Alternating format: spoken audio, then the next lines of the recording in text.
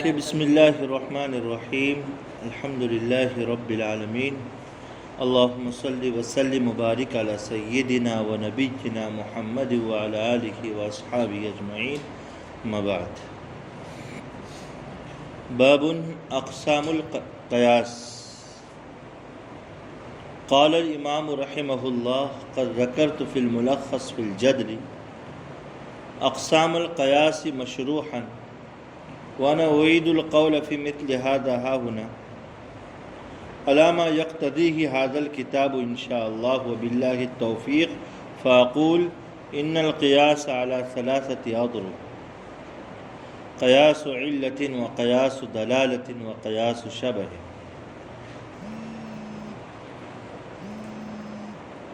قیاس کی قسموں کا بیان. امام شیرازی رحمۃ اللہ علیہ نے اس سے پہلے ابواب میں قیاس کی حقیقت، اس کی تعریف اور اس کی مشروعیت پر شرعی دلائل اور قیاس پر اعتراضات کرنے والوں کے جوابات دے کر اب یہاں سے آپ نے قیاس کی قسموں کو بیان کرنا، اس کو ذکر کرنا شروع کیا ہے. امام شیرازی رحمۃ اللہ علیہ فرماتے ہیں کہ اللمع سے پہلے انہوں نے جو علم جدل میں الملخص نامی کتاب لکھی، امام شیرازی رحمۃ اللہ علیہ کے تعارف میں یہ بات آ چکی تھی کہ علم جدل میں آپ نے الملخص نامی کتاب لکھی ہے.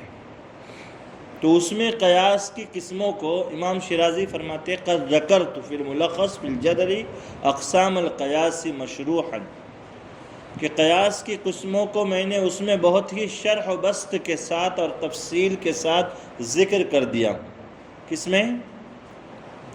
الملخص فی الجدل میں قیاس کی قسموں کو بہت ہی تشریح اور تفصیل کے ساتھ، شرح و بسط کے ساتھ ذکر کر دیا.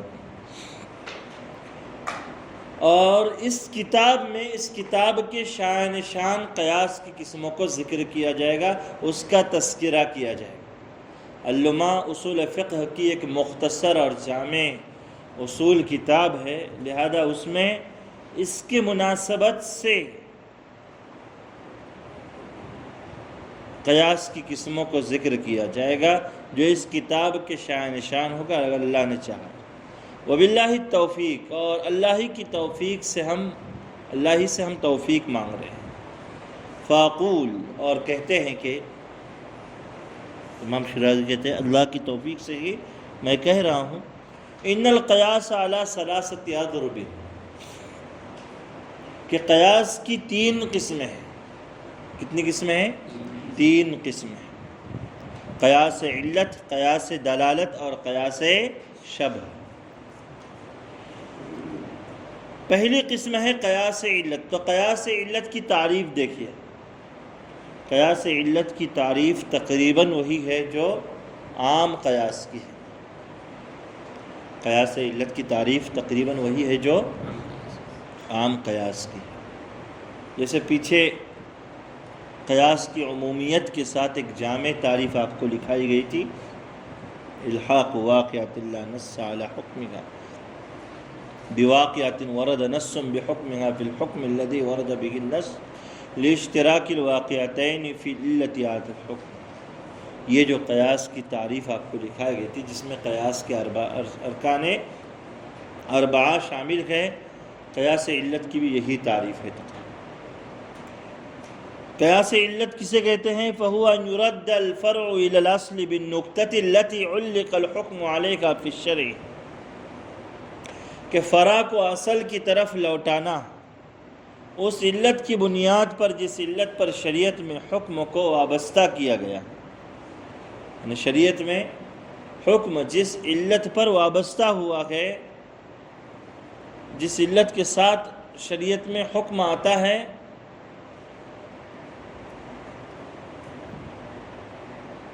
اس علت کی وجہ سے فرع کو اصل کی طرف لوٹانا، یہ قیاس علت ہے. یہ قیاس علت. آگے فرما رہے وقد یکون ذالک، تو اب اس میں دیکھیے قیاس کے 4 ارکان آ گئے نا. فرع بھی آ گیا، اصل بھی آ گیا، علت بھی آ گیا اور حکم بھی آ گیا۔ وقد يكون ذلك معنى يظهر وجه الحکمت فيه للمجتہد، کبھی کبھی علت ایسا معنی ہوتا ہے، فرما رہے بالنقطۃ التی کی طرف اشارہ کرتے ہوئے کہ کبھی کبھی علت ایسا معنی ہوتا ہے کہ حکم کی حکمت، اس علت کی وجہ سے حکم کی حکمت مجتہد کے سامنے واضح اور ظاہر ہو جاتی، اس علت کی وجہ سے حکم کی حکمت مجتہد کے لیے واضح اور ظاہر ہو جاتی ہے۔ بات سمجھے؟ جیسے قرآن کریم میں اللہ تبارک و تعالی نے خمر کی حرمت کو بیان کیا، خمر حرام ہے، خمر کیا ہے؟ حرام ہے، اس کی حرمت کو بیان کیا، اور اس کی علت کیا بیان کی ہے؟ اس کی علت کے بیان کرنے کے لیے اللہ تعالیٰ نے ایسے معانی ذکر کیے ہیں کہ جن معانی کی وجہ سے شراب کی حرمت کی جو حکمتیں ہیں وہ سمجھ میں آ جاتی ہیں۔ جیسے اللہ تبارک و تعالیٰ نے فرمایا انما یرید الشیطان ان یوقع بینکم العداوۃ والبغضاء فی الخمر والمیسر ویصدکم عن ذکر اللہ وعن الصلاۃ فہل انتم منتہون، کہ اس خمر کے ذریعے، شراب کے ذریعے، جوے کے ذریعے شیطان تم لوگوں کے درمیان میں دشمنی پیدا کرنا چاہتا ہے، کینہ پیدا کرنا چاہتا ہے۔ شرابی لوگ آپس میں الجھ پڑتے ہیں، ہر ایک اپنے آپ کو ہفت اقلیم کا بادشاہ سمجھتا ہے، تو ظاہر سی بات ہے کہ دوسرے بادشاہوں کی بادشاہت اس کو کیسے تسلیم ہوگی، تو اسی وجہ سے جھگڑے ہو جاتے ہیں ان کے آپس میں، دشمنیاں ہو جاتی ہے شراب کی وجہ سے، جوئے کی وجہ سے کافی۔ اور ان برائیوں کی وجہ سے آدمی اللہ کے ذکر سے بھی رکتا ہے اور نماز سے بھی رکتا ہے، نماز کی بھی توفیق اور اس کو رہتا نہیں، اور اللہ کی یاد بھی وہ کرتا نہیں ہے۔ تو دیکھیے اللہ تعالیٰ نے ایسے معانی ذکر کیے ہیں، صراحتاً قرآن میں نشے کا بیان ہوا نہیں، لیکن ایسے معانی ذکر ہوئے کہ حکم کے حکمتیں بالکل واضح اور ظاہر ہو کر سامنے آ گئی، حکم کی حکمتیں جو ہیں بالکل واضح ہو کر سامنے آ گئی ہے۔ تو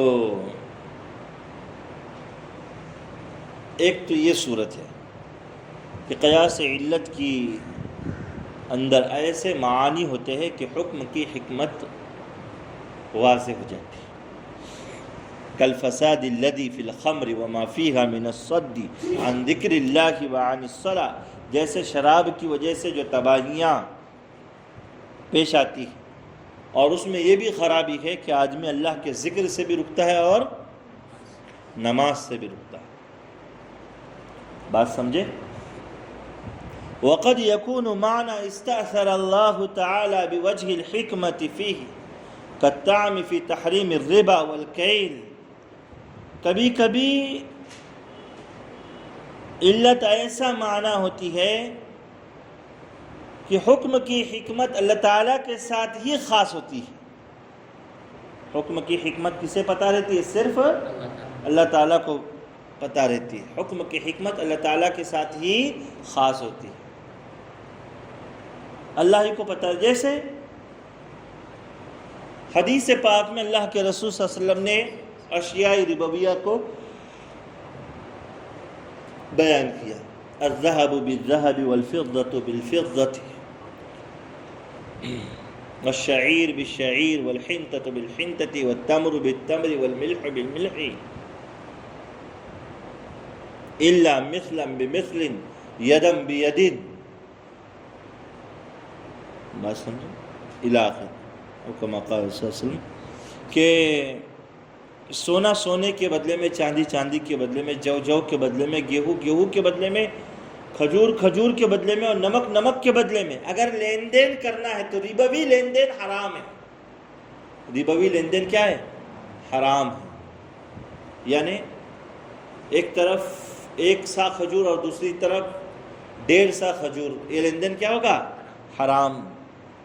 ایک طرف 10 گرام سونا اور دوسری طرف 11 گرام سونا اگر دیا جائے اسی کے بدلے میں تو یہ لین دین کیا ہوگا؟ حرام ہوگا۔ کیسا ہوگا؟ حرام۔ سونا اور چاندی میں علت ہے ثمنیت کی، اور بقیہ جو 4 غذائیت والی چیزیں بیان ہوئی ہیں ان میں کس کا بیان ہے؟ طعمیت کی علت ہے۔ لیکن طعمیت کی وجہ سے ہی کیوں حرام ہے، ثمنیت کی وجہ سے ہی کیوں حرام ہے، حکمت کیا ہے؟ تو یہ حکمت اللہ تعالیٰ کو معلوم ہے، اللہ نے اپنے رسول کو بتایا، باقی عام لوگوں کو اس کی حکمت پتہ نہیں ہے۔ تو کبھی ایسا بھی ہوتی قیاس علت میں علت ایسا معنی ہوتی ہے، جیسے یہاں